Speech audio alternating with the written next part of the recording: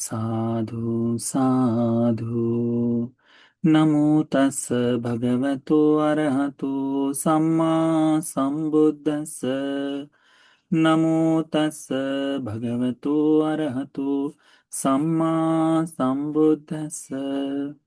नमो तस् भगवतो अरहतो सम्मा संबुद्धस्स। साधु साधु साधु। पूजनीय कल्याण मित्र, गुरु बंदी जी के चरणों में हमारा प्रणाम है। साधु साधु साधु। श्रद्धावान उपासक उपासिकागण, आज हम लोग अभ्यास करेंगे अंगुत्तर निकाय के 7वें निपात में से एक सूत्र आता है। ठीक है, यह सूत्र है उपासक परिहानि सूत्र। क्या है इसका सूत्र का नाम? हम्म, हाँ, द्वितीय परिहानि। तो यह परिहानि, उपासकों की परिहानि का सूत्र है। ठीक है, कि किस प्रकार से उपासक की हानि होती है। ठीक, भगवान बुद्ध जी इसमें बड़ा सुंदर सूत्र है। ठीक है, तो समय समय पर इस बात को रिमाइंडर भी तो होते रहना चाहिए कि हाँ हमको, हाँ हमने ये किया है, हाँ हमने ये नहीं किया है ना। तो इस तरह से भगवान बुद्ध जी इस सूत्र में बताते हैं, सत्यमे भिक्कवे धम्मा उपासकस्य परिहानाय परिहानाय संवत्तन्ति। भिक्षुओं, यह जो 7 धर्म है, यह 7 धर्म उन उपासकों में रहे तो यह उनकी हानि के काम आता, हानि करता है। उनको इस उपासक धर्म से बाहर निकलने का काम करता है। तो ये सूत्र उन लोगों के लिए है जो लोग अपने आप को उपासक समझते हैं। यदि आप कहते हैं कि हाँ मैं त्रिरत्नों की शरण में गया हूं और मैंने भगवान की शरण में जाकर, धम्म की शरण में, संघ की शरण में जाकर भगवान के इस बुद्ध शासन में उपासकत्व को ग्रहण किया है, तो ये सूत्र आपके लिए है। यदि ये 7 धर्म आपके जीवन में देखे जाते हैं तो आपकी हानि हो रही है। आज न कल आप जिस स्थिति से हैं वह नष्ट हो जाएंगे। रतन सूत्र में एक बात कही है ना, कि जब कोई व्यक्ति धर्म में इकट्ठा हो जाए तो छछा बिठानानि अभवो का, तो 6 जगह पर वह वो 6 कार्य करने में असमर्थ हो जाता है। उसमें छठा जो था वह है श्रद्धा का परिवर्तन हो जाना, बुद्ध के अलावा किसी के प्रति श्रद्धा जाग जाना। ठीक है, तो वैसा धर्म, वैसी स्थिरता आने के लिए, ये वो स्थिरता तब आएगी जब ये उपासकों की परिहानि हमारे जीवन में नहीं होगी। तो इस परिहानि को जानकर हमें सीखना चाहिए कि मैं, यह हानि के यदि मेरे जीवन में दिखती है तो कहीं ना कहीं नुकसान हो रहा है, मुझे अपने आप को सुधारना चाहिए करके। बहुतांश समय बहुत ही श्रद्धा से दिखाई देने वाला व्यक्ति, बहुत ही सुंदर धर्म का पालन करते हुए दिखाई देने वाला व्यक्ति धीरे धीरे ऐसी स्थिति में आ जाता है कि वहां से लौट कर आना बड़ा मुश्किल हो जाता है। ऐसी स्थिति में आ जाता है जहां से शासन का जो अभ्यास है वो आगे बढ़ा पाए, इसकी स्थिति में नहीं होता। तो कोई भी ऐसी स्थिति आने से पहले हमारे जीवन में कुछ लक्षण उत्पन्न हो जाते हैं। ठीक है, कुछ लक्षण उत्पन्न होता है, हम इसको कहते हैं साइंस। तो कोई ऐसे लक्षण उत्पन्न हो गए जिन लक्षणों को देखकर हम कह सकते हैं अरे यह हो रहा है, इसका मतलब है कि हमारे जीवन में कोई ना कोई हानि होगी, है ना। अब जैसे अभी तो पता नहीं अभी कैसा है, परंतु हम जब छोटे थे तब नल का पानी धीरे आना शुरू हो जाए तो हमको लगता था कि अब थोड़ी देर में टंकी खत्म हो जाएगा, यानी पानी खत्म हो जाएगा, सरकार का जो नल आता है वो बंद हो जाएगा करके। तो उससे पहले पहले जितना पानी है मोटर लगानी लगा लेते थे। तो जैसे वो खींचा धार कम हो गई, इसका मतलब ये हो रहा है करके, है ना। जैसे पहले केरोसिन का दिया जलाते थे तो उसमें अपने आप ही जब बात ज्यादा जलनी चालू हो जाती थी तो पता चल जाता कि अभी तेल खत्म हो रहा है, टिमटिमाता था तो पता चल जाता। तो ये किसी लक्षण होते हैं। वैसे ही कोई उपासक अपने जीवन में उपासकत्व को खत्म करने के ये लक्षण है। यदि ये लक्षण आपके जीवन में आ गए तो धीरे धीरे शासन से आप लोग उपासक बने रहने में मुश्किल होगी। तो कौन से है उसको देखते हैं। भगवान कहते हैं कथमे सप्त, कौन से सात? पहला है भिक्खु दर्शनं हापेति, भिक्षुओं के दर्शन को जाने की अनिच्छा। क्या है पहला? भिक्षुओं को मिलने जाने के लिए आगे पीछे देखता है। अब वैसे ही अभी युवकों में अधिकांश समय होता है ना, जैसे आपके छोटे बालक हो, ठीक है, तो बचपन में बच्चे मंदिर, बुद्ध विहार जाना है, आश्रम जाना है, मंदिर जाना है, तो भागते हुए चलते हैं। थोड़ी सी प्यूबर्टी शुरू हो गई, 15-16 साल के हो गए कि चल मुझे बुद्ध विहार तक छोड़ दे, तो आने में कतराते हैं ना, बराबर है कि नहीं? ऐसे होता है। तो ये क्या है कि भिक्षुओं का दर्शन नहीं करना चाहते, अब नहीं मिलना चाहते। तो जैसे ही वो करते हैं तो बाल्यावस्था में जितना धर्म का अभ्यास किया है वह धीरे धीरे छूटते जाता है। तो बहुत से आप लोगों में से कहते हैं ना, मेरा बेटा बचपन में बहुत अच्छे से विहार जाता था, पूजा करता था, सब कुछ याद है, पर अब बिल्कुल देखना देख जाता है, कुछ भी नहीं करता। क्यों? क्योंकि ये लक्षण उनके जीवन में दिख रहे होंगे, इसीलिए। तो पहला है कि भिक्षुओं के दर्शन की अनिच्छा करता है, यानी भिक्षुओं को दर्शन दे, भिक्षुओं का दर्शन लेने के लिए जाता नहीं है। कोई कहे कि चलो भंते जी को मिल के आते हैं, नहीं मैं अगली बार मिल लूंगी, मैं अगली बार चले जाऊंगा। अच्छा भंते जी से मिल के आए, नहीं नहीं भंते जी मुझे लगा आप क्या करे करके, नहीं नहीं नहीं मिले हम लोग तो, मैं तो गया दिया जलाई आ गई, मैं तो हाँ बुद्ध विहार गया था, वैसे अंदर नहीं गया, बाहर से देख कर हाथ जोड़कर आ गया करके। ऐसे लोग कहते हैं ना। क्यों? भिक्षुओं को मिलने का जो इच्छा है अब वो गौन होते जा रही है। जहां ये लक्षण उत्पन्न हो जा रहे, भंते जी को मिलने की इच्छा नहीं हो रही, इसका मतलब है अभी मेरे उपासक बने रहने में हानि होना शुरू हो गया है, नुकसान होना शुरू हो गया है। वो कहते हैं ना, लोहे को जंग खाता है करके। जैसे ही छींटे पड़ते ही वहां पर लाल लाल धब्बे आ गए तो पता चल जाएगा, अच्छा अब ये लोहा जंग खाएगा। वैसे ही होता है कि जैसे ही भिक्षुओं को देखने की इच्छा खत्म हो जाए, अनिच्छा हो कि अरे अब नहीं जाना है मिलने, तो क्या होता है? वह उसकी हानि का कारण है। फिर भगवान कहते हैं दूसरा है सद्धम्म सवनं पमच्चति, धर्म श्रवण के लिए प्रमाद करता है। प्रमाद करता है इसका मतलब ऐसा है, सुन रहा है परंतु आज नहीं सुनूंगा, बाद में, इस बार नहीं, कल, अगली बार। अच्छा इस पूर्णिमा को धर्म श्रवण करने नहीं जाऊंगा, अगली पूर्णिमा को चले जाऊंगा करके। अच्छा अभी नहीं तो रोज का ही है, कहाँ रोज धर्म सुने करके। इस तरह से किसी के मन में तो प्रमाद जागता है, आलस्य जागता है कि अच्छा धर्म श्रवण नहीं, बाद में करेंगे। भंते जी तो हमको ऐसे बोल रहे थे, हमको डांट ही दिए, मैं नहीं सुनने वाला। इस तरह से कहते हुए प्रमाद करना चाहते कि धर्म श्रवण में अनिच्छा। अब व्यक्ति बड़ा हो गया, बूढ़ा हो गया, पढ़ा लिखा है, उसको लगता है धर्म श्रवण करने से क्या होगा, तो क्या करता है? एक तो पीछे जाके बैठेगा, है ना, और फिर धीरे से उठ के चल देगा। तो ये जो बात है उसको उपासक बने रहने में मुश्किल पैदा करते हैं।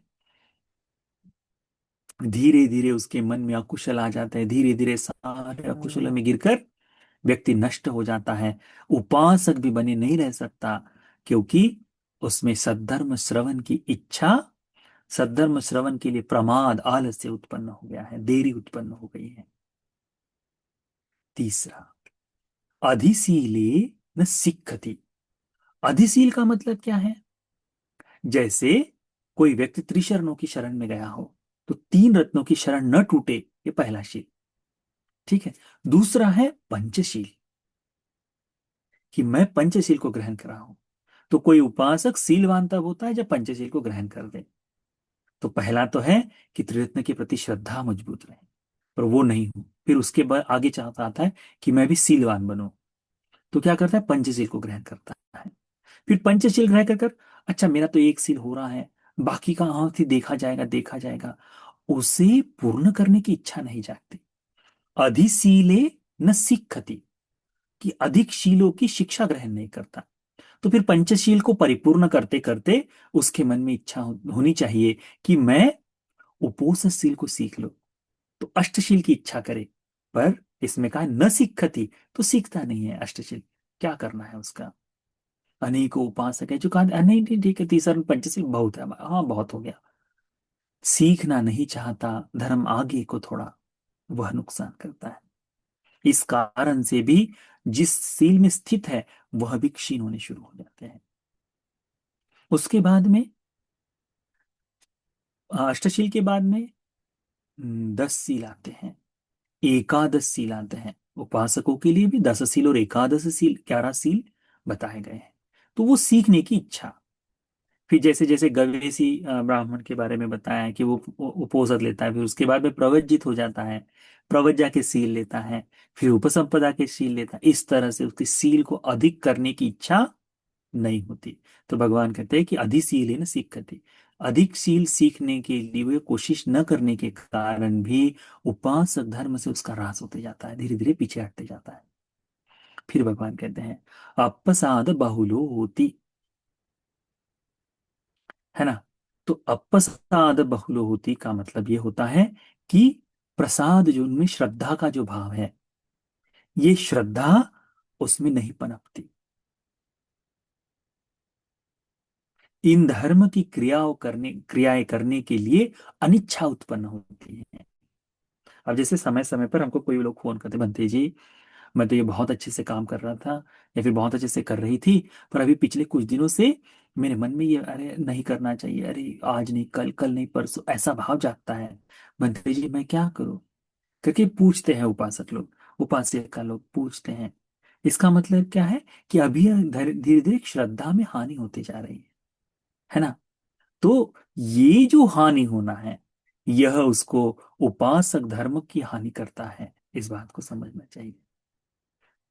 फिर उसके बाद में भिक्षुषु थेरेषु चैव नवेषु च माज्जिमेषु च उपारंभ चित्तो। यानी वो ऐसा है कि भिक्षुओं में अंतर करता है, अपने आसपास जो भिक्षु है उनमें अंतर करता है। अच्छा ये नया भिक्षु है, हाँ नया भिक्षु है। फिर ये थोड़ा मध्यम है, हाँ हाँ ये बनते जी अच्छा है।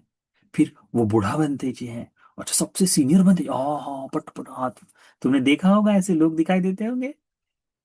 बड़ा प्रसिद्ध भिक्षु आने के बाद बिल्कुल हाथ वाथ जोड़कर, जो उपासक कभी बुद्ध विहार में आकर नमन नहीं करता, बड़ा ख्यातनाम प्रसिद्ध कोई भिक्षु आने के बाद उनके सामने जाकर बिल्कुल दंडवत उन्नत करके कि मैं ही उपासक हूं करके बताने वाले लोग हैं। तो ये जो अंतर करना, इस कारण से क्या होता कि केवल उन प्रतिष्ठित भिक्षुओं के प्रति विचार रखता है, अन्य भिक्षुओं के बारे में चिंतन नहीं करता। तो हमेशा खोजता अच्छा वो नया बनते जी है? हाँ ठीक है ठीक है। पुराना बनते जी है? हाँ हाँ ठीक है मैं करूंगा करके, इस तरह से, इस तरह से चिंतन करता है। वही भगवान के समय में एक कथा थी कि 4 भिक्षुओं को एक ब्राह्मण निमंत्रण देता है भोजन के लिए। तो आश्रम में, विहार में केवल 4 छोटे अरहंत श्रामणेर रहते हैं। अरहंत पता नहीं ना, पर श्रामणेर रहते हैं। छोटे 7 साल के 8 साल के भिक्षु रहते हैं। अब वे भोजन के लिए उनके घर जाते हैं, वो ब्राह्मण देखता अरे छोटे छोटे भंते जी है। मुझे लगा बड़े भंते जी लोग आएंगे, ये छोटे छोटे भंते जी भेजे हैं। तो उसके मन में आता है कि फिर विहार में चल जाओ, एक और भंते जी चाहिए बोलते, तो सारिपुत्र भंते जी बच्चे हैं। तो ठीक है, सारिपुत्र भंते जी को बोलते हैं आप देखिए उधर भोजन के लिए निमंत्रण है चाहिए करके। सारिपुत्र भंते जी घर जाते हैं, देखते हैं कि 4 पहले ही अरहंत भिक्षु बैठे हुए हैं। छोटे हैं, उम्र से छोटे हैं, परंतु अनंत भिक्षु बैठे, यानी संघ का पूरा दायित्व ले सके ऐसे भिक्षु बैठे, महाफलदायी हो सके ऐसा भोजन है। फिर बैठे हैं, सारिपुत्र बंदी जी अंदर नहीं जाते। ब्राह्मण देखता है अरे अभी तक क्यों नहीं आए, क्यों नहीं आए, क्यों नहीं आए, क्या करे क्या करे क्या करे। अपने गांव का प्रधान जो ब्राह्मण है, पंडित को बुलाकर उसको भोजन देता है पहले, और फिर भिक्षुओं को देता है, उसको पहले देता है फिर भिक्षुओं को देता है। तो मौका था उसके पास अग्र पुण्य का संचय करने का, पर विचार में क्या बैठा रहा, छोटा भिक्षु ठीक नहीं, बड़ा भिक्षु ठीक। इस तरह से जब कोई भिक्षुओं में अंतर देखे तो क्या होता है, श्रद्धा का नुकसान होता है उसका। दान आदि के लिए सारी चीजें ठीक है, फोटो वोटो खींचने के लिए बड़ा भिक्षु हो, ख्यातनाम प्रसिद्ध भिक्षु हो, इंस्टा वगैरह पर डालना है तो ठीक है, परंतु सम्मान गौरव सत्कार के समय एक गृहस्थ और एक काषाय वस्त्रधारी, इसमें अंतर होना ही चाहिए। नहीं नहीं चाहेंगे कि आप बिल्कुल जाकर हर सामने के सामने नतमस्तक हो जाएं, छोटे से छोटे बाले, परंतु आपकी वाणी में वो सम्मान होना चाहिए। आपका उनके प्रति गौरव करने के लिए, उनके प्रति जो भाव है उसमें गौरव होना चाहिए। जिस चीवर को आप अपने बालक को कभी नहीं पहनाना चाहते, वह बालक चीवर पहन कर आया है ना। जहां आप अपने बच्चे से एक दिन नहीं दूर रह सकते, आपका बच्चा आपसे एक दिन नहीं दूर रह सकता, वह अपने माता पिता को छोड़कर काषाय वस्त्र पहनकर यहाँ है। माना जैसा जीवन जी रहा हो, परंतु त्याग के लिए उसका गौरव तो करना चाहिए। इस तरह से यदि आप चिंतन करें कि वास्तव में ये बड़ा कठिन काम कर रहा है, तो उसके प्रति श्रद्धा ही रहेगी। तो भगवान कहते हैं कि ये जो व्यक्ति है, ये क्या करता है, हाँ ये नया भिक्षु, ये मध्यम, ये पुराना भिक्षु है, इस तरह से वो देखता है। तो ये नुकसान है। उसके बाद में उपारंभ चित्तो धम्मं, उपारंभ चित्तो, वो उपारंभ चित्त है। कैसे कि उनके लिए अलग अलग तरीके से जो बंटवारा करते हैं ना, तो उस तरह का उपारंभ चित्त उसके मन में है।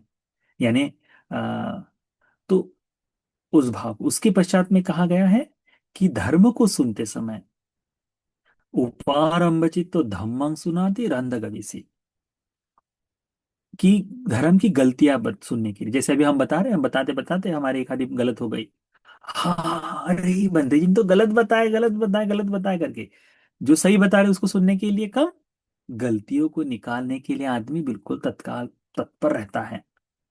तो वही कि गलतियों को देखने की इच्छा से ही, गलतियों को देखते हुए ही वह धर्म को सुनता है, उसको धर्म से कोई काम नहीं। तो उपारंभ चित्तो धम्मं, धम्मं सुनाति रंध गवेसी, इस तरह से वो देखता है। इति फिर उसके बाद में है इतो बहिता दक्षिणेयं गवेसी, गवेसति, बुद्ध शासन के बाहर दान देने के लिए देखता है।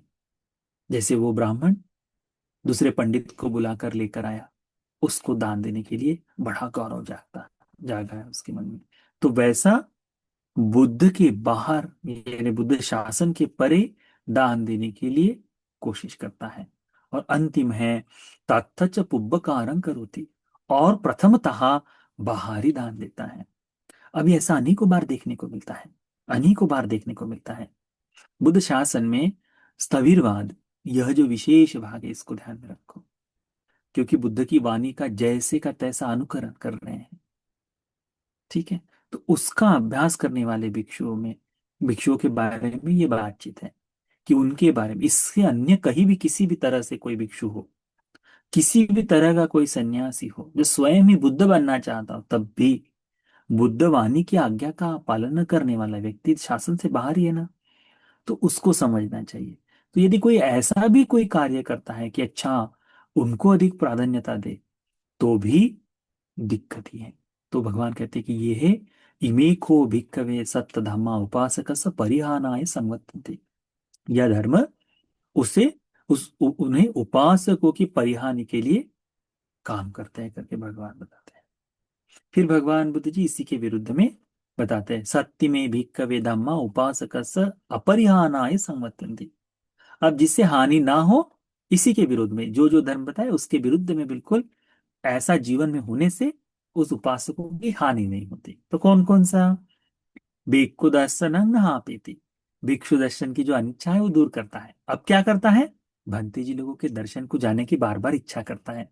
अरे कल से मैंने भंते जी को नहीं देखा, 4 दिन हो गए नहीं देखा, 10 दिन नहीं हो गया, मैंने भिक्षुओं को दर्शन के लिए जाना चाहिए, धर्म सुनने के लिए जाना चाहिए करके तत्काल तैयारी करता है, तुरंत जाने की तैयारी करता है, मिल लेना चाहिए। अच्छा आज आ रहे, हाँ मैं आते आते उपासक सोचता है कि आते आते जा ही रहा हूं, आते आते भंते जी से मिल तो लूं, तो जाकर तुरंत धर्म को भंते जी से जाकर मिल लेता है। यह करना उसकी उपासक बने रहने के लिए काम करेगा।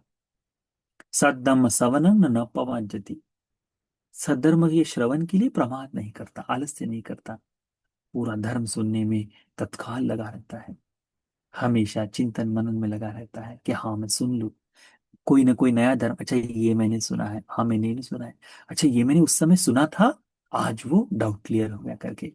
धर्म पुनः पुनः धर्म श्रवण की यही तो लाभ है। असुनातं सुनाति, सुनातं पर्युदापुते।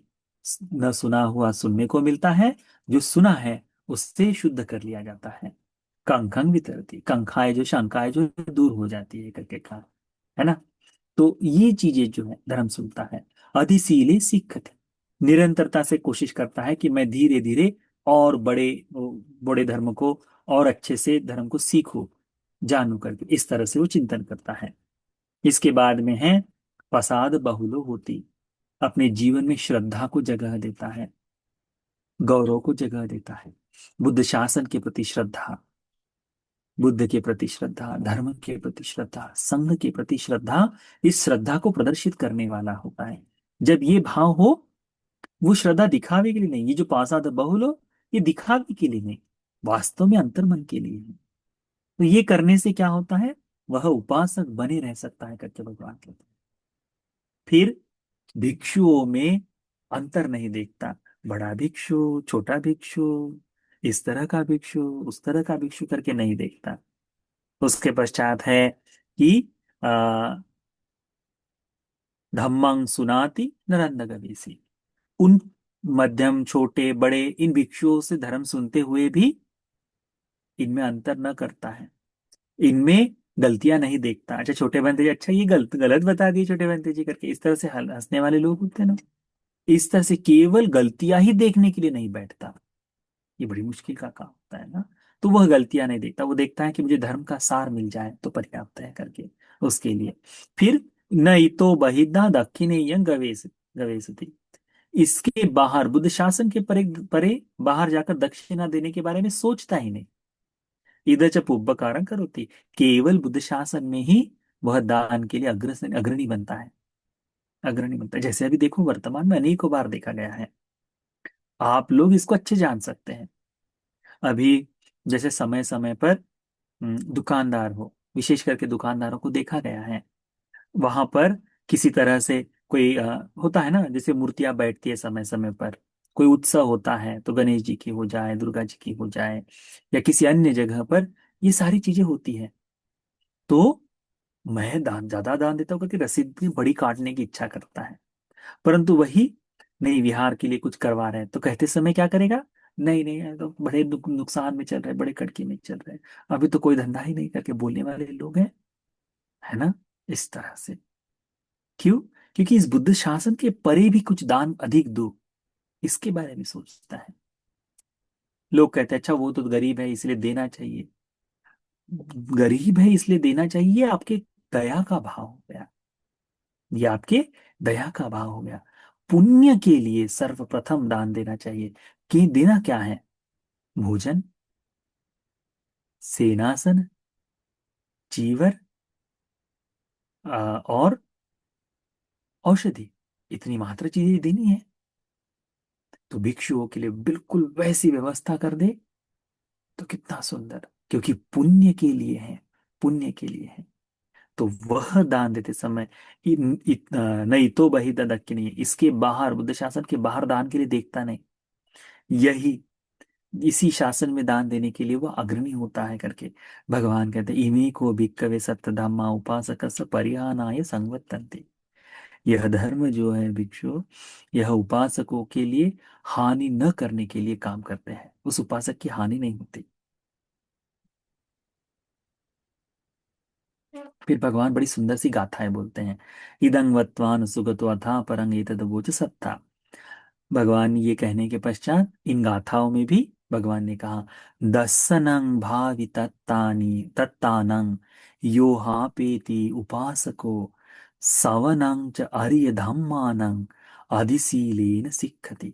इसका मतलब है कि जो उपासक दर्शन को जाने की इच्छा नहीं करता, धर्म श्रवण को, आर्य धर्म का श्रवण न करता, और ना ही सील को सीखता है, अपसाद अपसादोच भिक्षुसु, भिक्षुओं के प्रति श्रद्धा नहीं रखता, भीयो भीयो पवड्डति, भिन्न भिन्न करके अलग अलग करके उसमें देखता है, उपारंभक चित्तो च सद्धम्मं सोतुमिच्छति, धर्म में कही गई बातों के देखने के लिए कि अच्छा यहाँ धर्म गलत है, यहाँ धर्म गलत है करके, ऐसे देखने की इच्छा से सो तुम इच्छति, श्रवण देकर सुनता है, मिच्छा ही देखने की कोशिश करता है, सुनकर गलत ही देखता है, विपरीत दर्शन वाला होता है।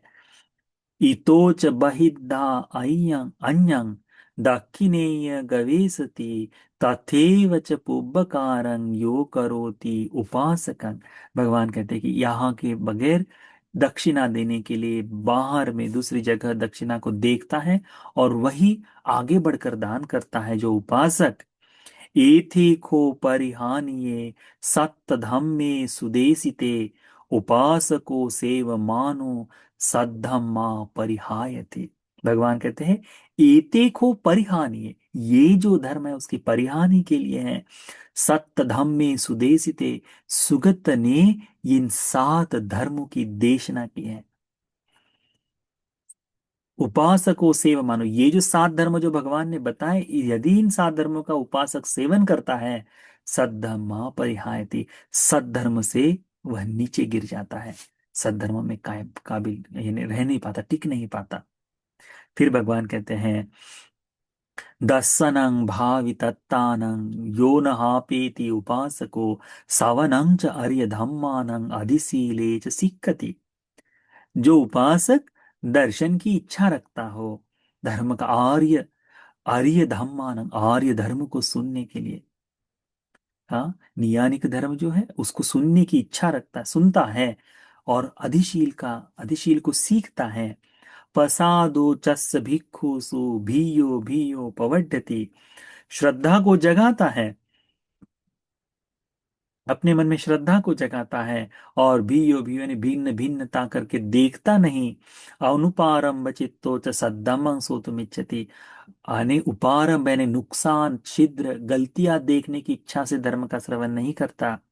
इतो न इतो बहिद्धा अन्यं दाक्षिणेयं गवेसति इधेव च पुब्बकारं यो करोति उपासको। जो उपासक इसी बुद्ध शासन में दान के लिए आगे बढ़ता है, बाहर कहीं और जगह विचार नहीं करता।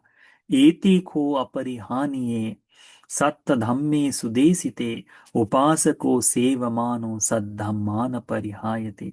भगवान कहते हैं कि ये जो 7 धर्म सत्य धर्म में सुंदर तरह से सुगत ने जिन 7 धर्मों का, अपरिहार्य धर्मों का उपदेश किए हैं, जो उस उपासक को सेव मानो, जो उपासक इसका सेवन करता है, अपने जीवन में अंगीकार करता है, वह सद्धर्म से गिरता नहीं, सद्धर्म से उसकी हानि नहीं होती करके भगवान इस सूत्र में हमको बताते हैं। तो इसको अच्छी तरह से समझना चाहिए, ठीक है, इसको अच्छी तरह से जानना चाहिए। यदि हमारे जीवन में हानि के लक्षण दिखाई दे तो तत्काल क्या करना चाहिए, अपने जीवन में धर्म की सुरक्षा के लिए भागना चाहिए, ठीक है, हेल्प करके बोलना चाहिए कि बनते मदद करो, मुझ में इस तरह का भाव जाग रहा है। किसी न किसी तरह से धीरे धीरे पुनः श्रद्धा की स्थिति में कैसे वापस आ पाए, इस तरह से। क्योंकि अभी कैसा वर्तमान का समय ऐसा है कि एक व्यक्ति भिक्षुओं की प्रशंसा करते हुए दिखाई देगा, 10 लोग निंदा करते हुए दिखाई देंगे। एक व्यक्ति शीलों की प्रशंसा करते हुए दिखाई देगा, 10 लोग सील से बरे चले जाने की प्रशंसा करते हुए दिखाई देंगे। एक लोग मुक्ति की इच्छा करते हुए दिखाई देगा, 10 ही लोग अरे क्या रखा है करके इस तरह से कहने वाले मिलेंगे। और हमारा चित्त कैसा है, जहां मेजोरिटी में बात हो, जहां ज्यादा से ज्यादा बात हो, उसको यही सच है, सब लोग क्या पागल है, मूर्ख है, सब बोल रहे तो होगा ही, ऐसा मानते हैं। नहीं, यदि ऐसी चीजें हमारे जीवन में आए तो समझना कहीं ना कहीं नुकसान होने के लिए तैयारी हो गई है। इसीलिए धर्म को अच्छी तरह से सीख कर, धर्म को अच्छी तरह से जानकर अपने हर एक के जीवन में गुरु का होना आवश्यक है, कल्याण मित्र का होना आवश्यक है। उनके सहारे इस सब धर्म को पूर्ण किया जा सकता है ना। तो ये जो उपासक परिहानि का सूत्र है, यह सूत्र का उपदेश कल्याण मित्र की प्राप्ति के लिए, इस सद्धर्म से कभी न परिहानि होने के लिए, इस सद्धर्म में बने रहने के लिए, उन्नति के लिए, धर्म को बोध करने के लिए यह सूत्र का उपदेश उपकारी हो जाए। साधु साधु साधु।